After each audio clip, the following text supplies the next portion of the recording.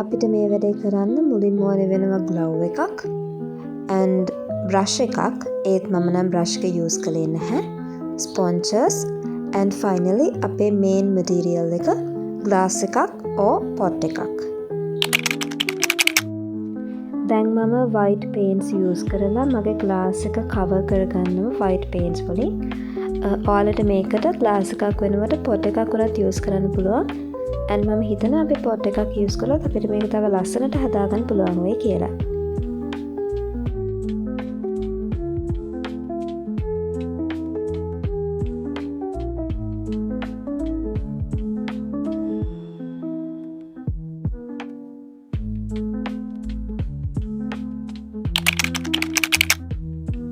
දැන් අපිට තියෙන flower design එක. මේකට මම use කරේ natural flower එකක්මයි. මොකද මට මේක හරිම realistic විදියට ගන්න ඕනේ වුණා.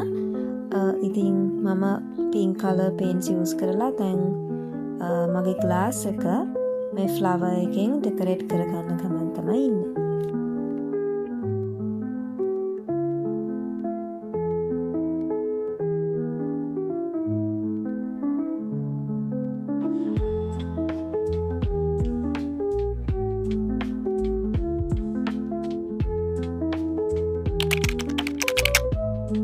මගේ paintings වල final step එක විදිහට මම green color paints use කරලා මේ හැම flower එකකම green color dots තියාගත්තා.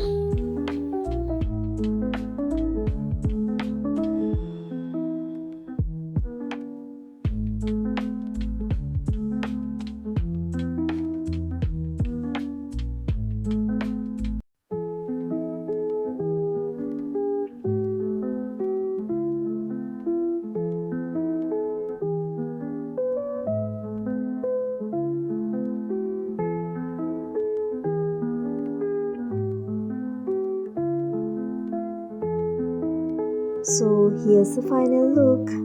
ඔයාලට සමහර විට හිතෙන්න පුළුවන් මේක ටිකක් incomplete කියලා. But this is the look what I actually wanted. ටිකක් incomplete අර neat නැති look එකක් තමයි මට ඕනේ උනේ.